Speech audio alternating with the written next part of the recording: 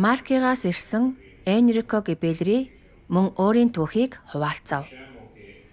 Тэрээр нэгэн цагт бөөрийн хавдар уушигны хүнд өвчнөөр шаналж удаан хугацааны турш хүчил төрөгчийн аппаратаас хамааралтай байжээ. Түүний амьдрал цөхрөлд орсон байв.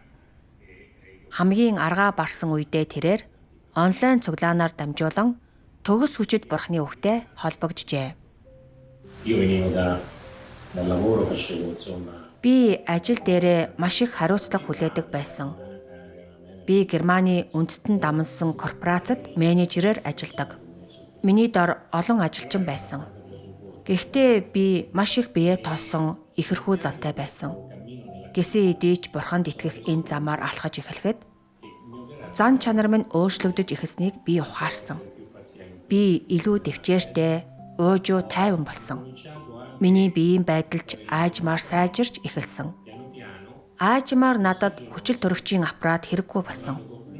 Би энэ талаар уушигны эмчтэй хэлэхэд эмч үүнийг боломжгүй гэсэн.